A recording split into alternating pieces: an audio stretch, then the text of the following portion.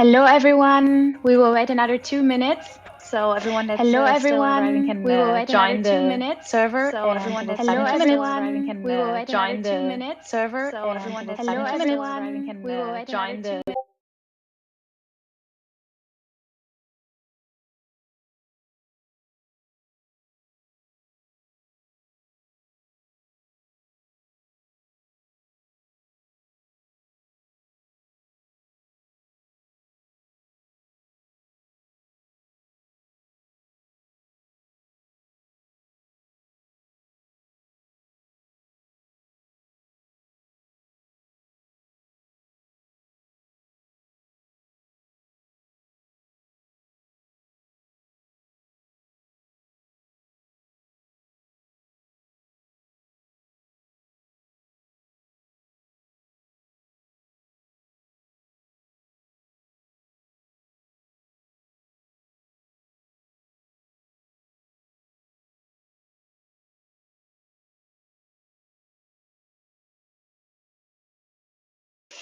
So hi again, it's Sophie.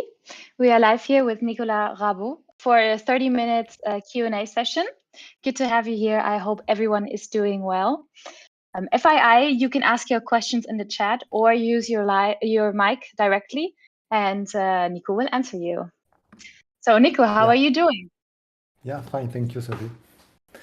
So thank you for joining this Q&A live session today.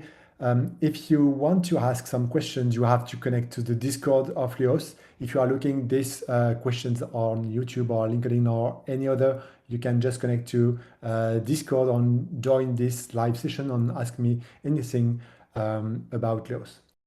So now the main objective of this session is to ask your questions about Luos or anything related to embedded systems on microservices or plans we have at Luos on how things are working. Sophie mentioned you can directly ask in live or using the chat and the general available on this live session to ask me anything about it. Let's start. Did anyone have any questions? The first one is always the difficultest.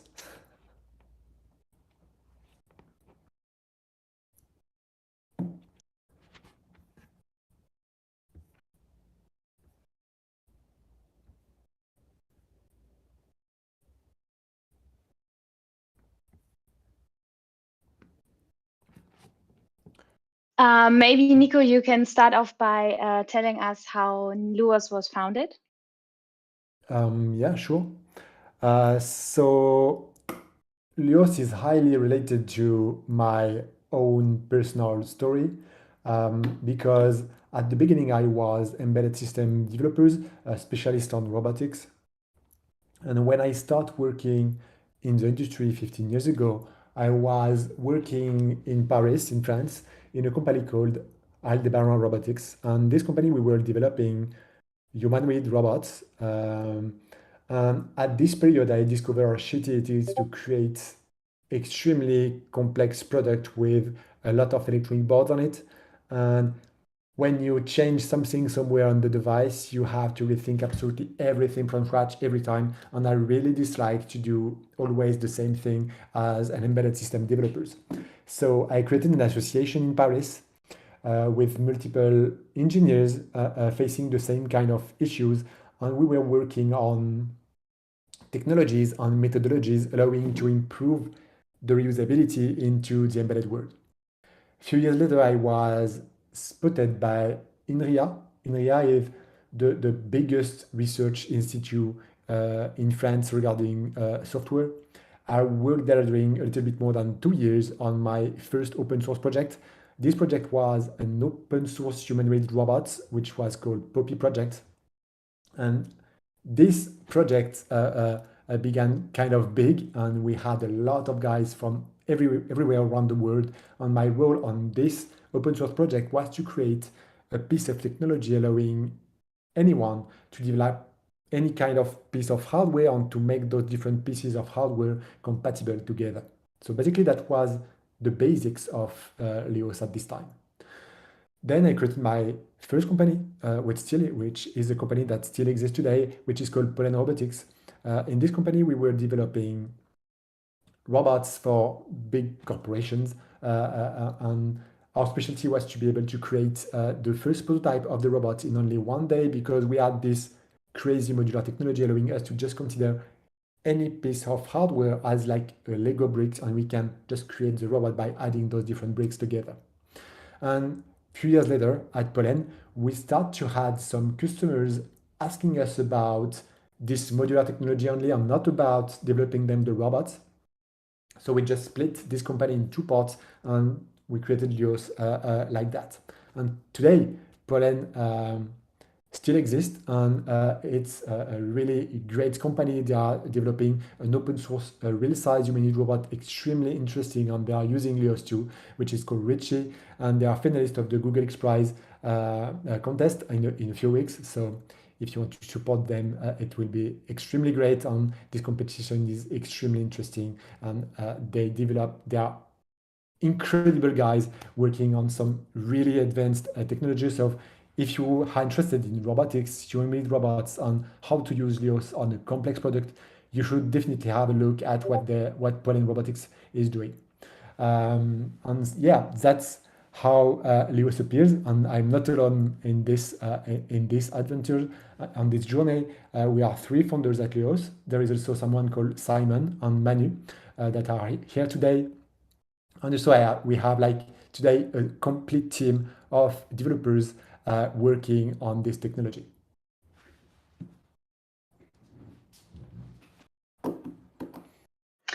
So we have one question in the general chat. Soufiane wants to know if you can talk about Flutter. About Flutter, I never heard about Flutter, so I'm not really sure this.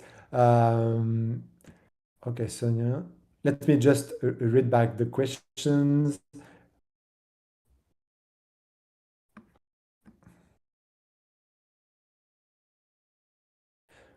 Okay, so the questions the question, Sophie, you mentioned was about from Jerry? From Soufiane. Sofiane, okay, I'm not reading this one. I'm reading the one from Jerry on the quick help. Jerry, if you want, you can directly ask on the Visio channel. I don't know how to call it. So I will first with the Jerry questions, then I will move to the other one. So Jerry is asking about the overhead that Luos use to run properly. So the main goal of Luos is to run on extremely complex products with multiple electronic boards on it. And this is the real benefits of Luos is when you have multiple electronic boards running multiple kind of programs, and Luos will allow you to synchronize the different programs running on the different boards.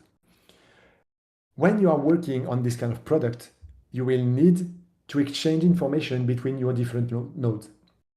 And to be able to do that, you will be able to use like an existing physical support to communicate. I don't know, perhaps CAN or any other one. And then you will have to develop something allowing you to like send a specific format of information and allowing you to get back this specific format and to give it to the good piece of software allowing you to deal with it. That's exactly what Luos is doing. And the main difference is that you don't have to develop it because we made something like that for you.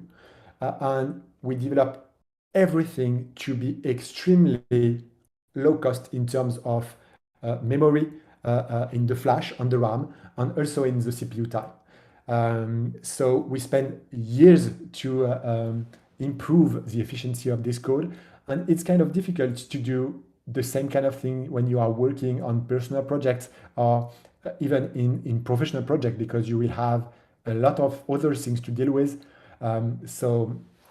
So basically, if you want to use Luos, it will be most of the time it will be lighter than your homemade solution.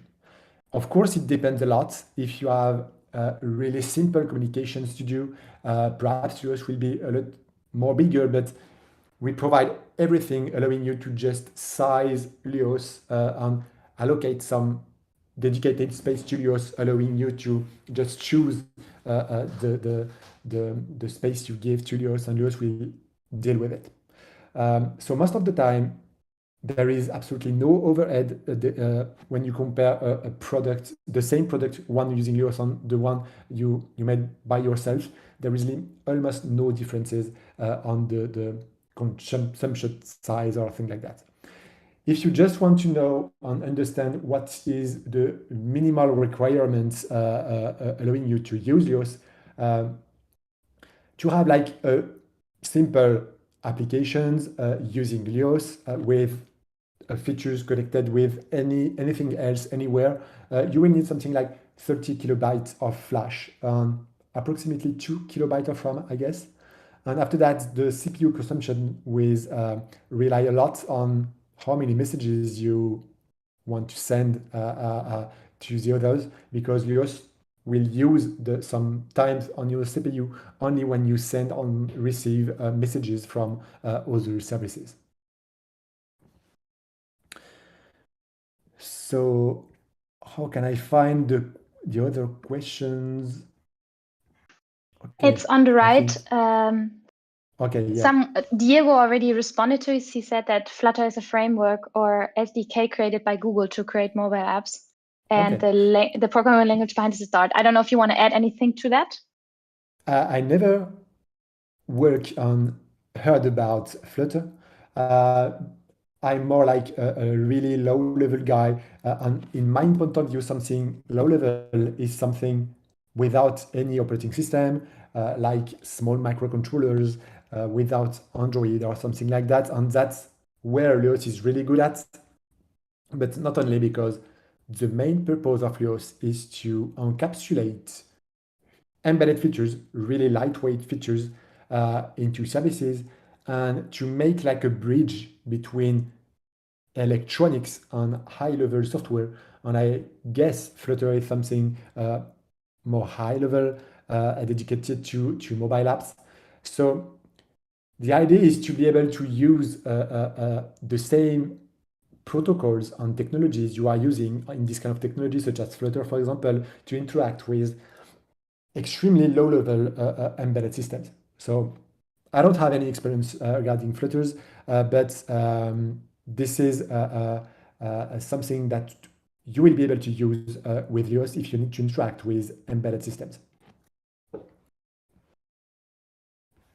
So yeah, you're right.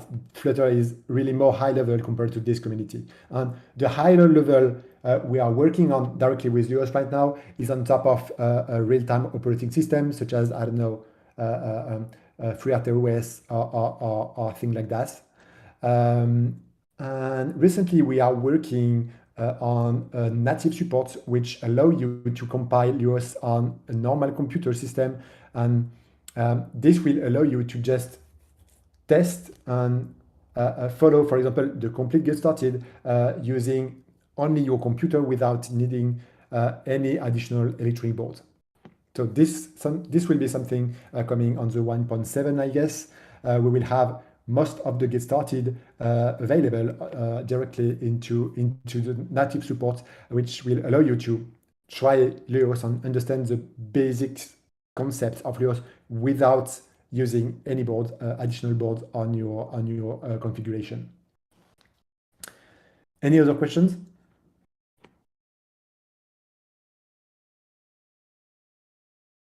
So another questions about Diego is about how to start in the world of Arduino or Raspberry Pi.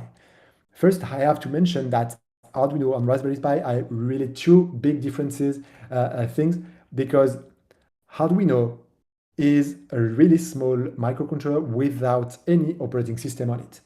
Raspberry Pi is a kind of small computer you can use as like a normal desktop computer, but you can also embed it. So that's why a lot of people talk about Raspberry Pi as embedded devices, embedded boards, because you can extremely easily embed it.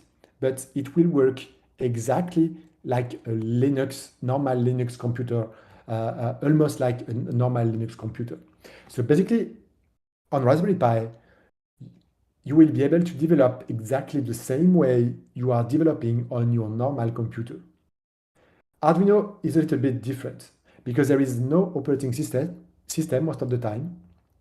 And when you develop something, you will have to compile it on your computer, then copy paste the binary generated by your compiler directly into the memory of your Arduino. Then Arduino will just execute your code and you don't have any threading or advanced file system or thing like that. You will just have like your program running and that's it. So it's extremely different and it depends a lot of what you want to do. If you want to control a simple motor, Arduino will be, I think, better because Arduino will be more real-time responsive than a Raspberry Pi, because when you don't have any operating system, you have like the complete processor for your own program, and you can have a really, really short reaction time, which is extremely interesting. And with Raspberry Pi, it's a lot more powerful that you have this operating system that scale everything at a milliseconds time granularity. And you can have the same reactivity on Raspberry Pi and then you can the one you can have on an Arduino. But of course, there is a lot more powers on the Raspberry Pi, allowing you to do like a really heavier algorithm. So it depends a lot on your need. And maybe there is a point about So industrialization too between Raspberry Pi and Arduino.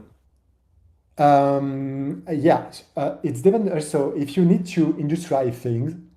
Both of those solutions are kind of difficult because you will still need to buy some specific board allowing you to deal with it, which is not really interesting when you need to go to industrialization, I guess.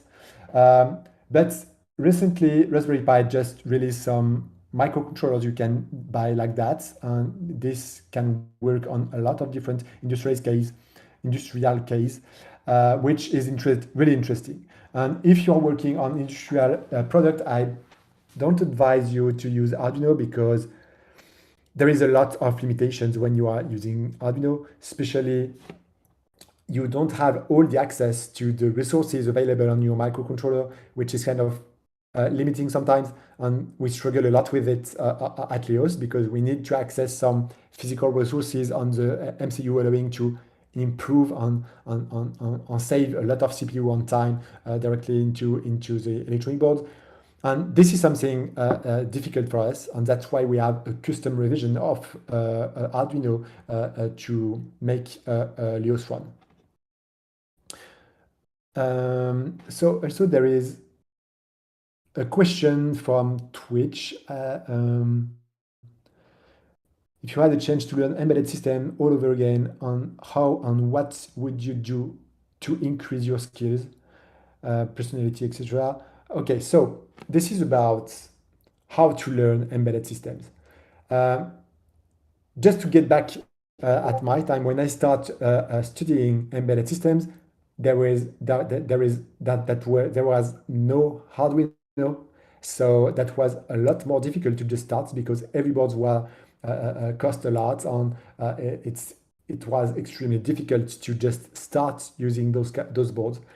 Today, it's extremely easy to start studying embedded systems because you have tons of Arduino boards, extremely cheap boards, tons of tutorials and content on YouTube. But that's not everything. In my point of view, to become someone a good engineer in embedded system, I advise you to have personal projects involving embedded systems. So I don't know, perhaps you can create some robots and create some project like that, or create an associations or with other students and something like that. That's exactly how I learn. I learn by working on some group of students developing robots for specific competitions in Europe. And I did it during a lot of years, and I learned everything I know today thanks to this kind of contest. So another questions from Salem: which boards does Luos work with? So we cover. So basically, you can make Luos work with any kind of boards, but we have some boards that are already available, and you don't have to write one line of code to make it work. I guess we have like a page dedicated to it on the documentation. Perhaps someone on the maintainers can just share the good links on the chat. And so basically you can make Luos work on your board by developing your own hardware abstraction layer. Hardware abstraction layers are folders dedicated to specific microcontrollers, and this indicates to Luos how to access to the physical peripherals of your microcontrollers to, for example, send messages, receive messages, detect the other nodes, and things like that. So you will be able to create your own HAL, hardware abstraction layer, as you want. But you can also use the one we already provide, and we cover some Arduinos based on SAMD21, also most of the STM32, I guess. Recently, we support ESP32 on C3, which is kind of new. Yeah, we've seen some other guys developing on other kind of microcontrollers. So it's definitely something you can do by yourself. Any other questions? I only have access to the questions from the Discord. So if there is other questions, perhaps Nico, you can just send it to me.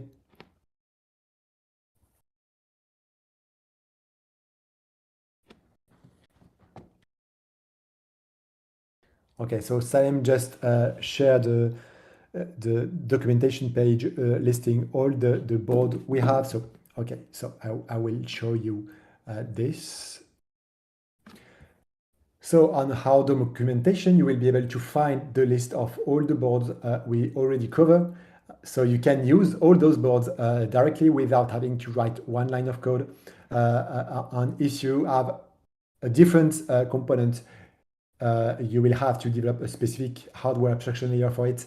But you can ask us if you have any kind of questions regarding the support of those specific boards.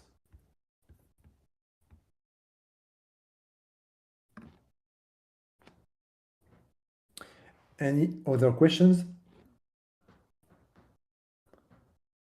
Maybe you can tell us what's in store, like what are you planning to do with Luos in the future?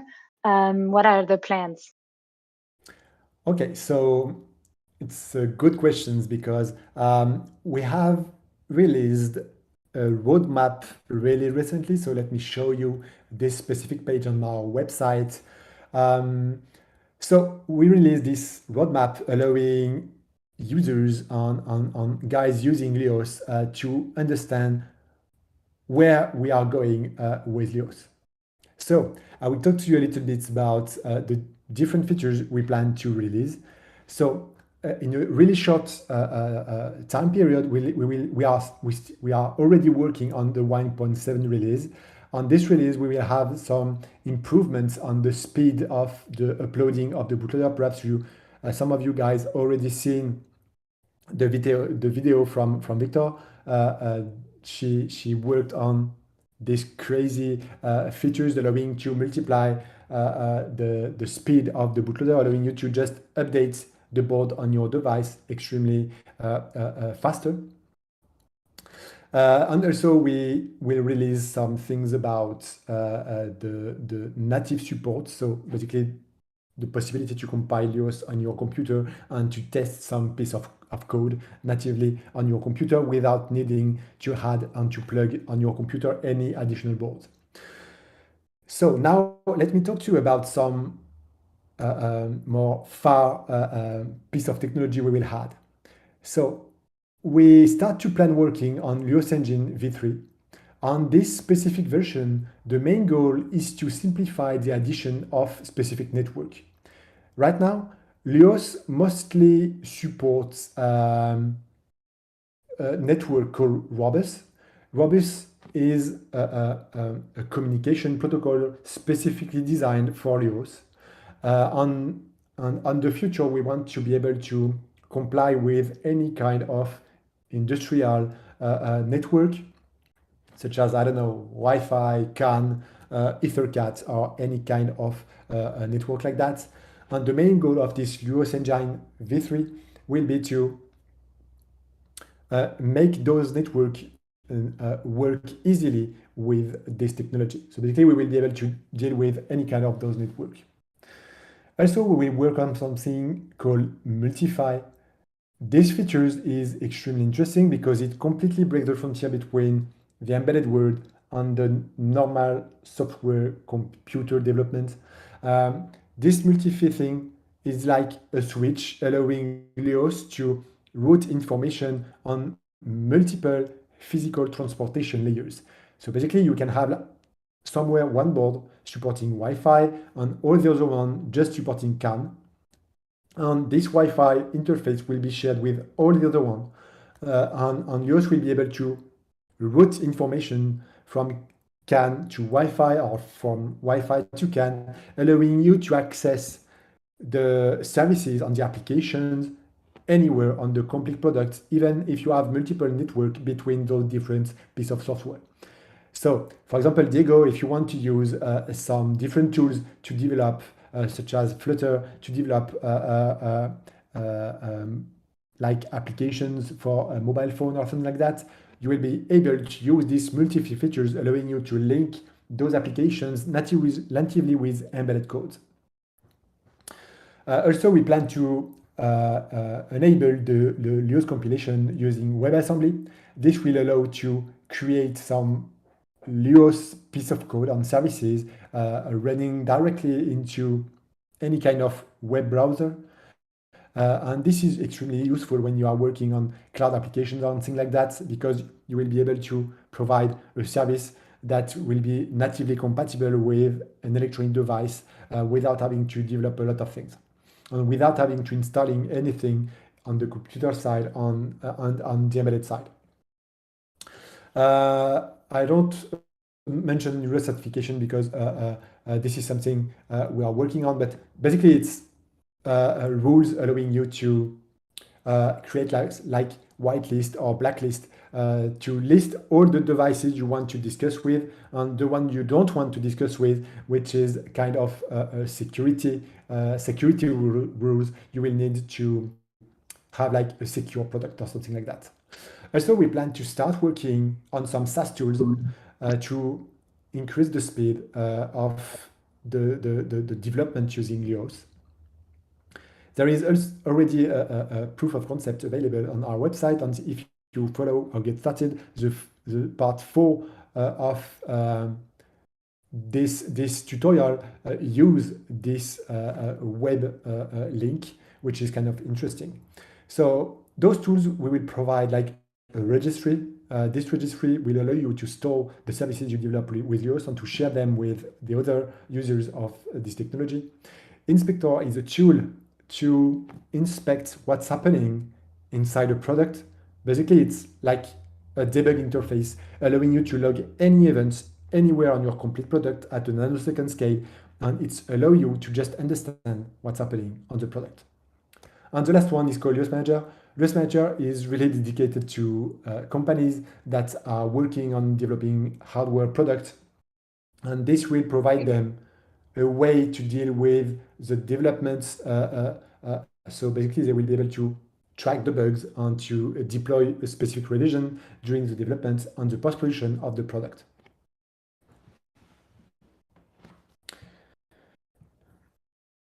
What options we have for integrating security on SOC? So there is a lot of different solutions to integrate security on SOC. We will probably don't do this kind of things with Luos because the security regarding Luos mostly depends on the network you will use on your device. For example, if you are using I don't know, a Wi-Fi network interface, you will have some specific security to develop or to install to have like a secure communications between your different piece of software on Luos. And so basically, depending on the physical support, you will have different kind of securities. And the idea of this Luos certification thing is just to provide some high-level rules, allowing you to be like the last barriers, allowing to filter some specific messages. Right now, we don't work on any kind of SOC security things, but perhaps this is something that could come in the future when Luos will be used by the entire world, I guess.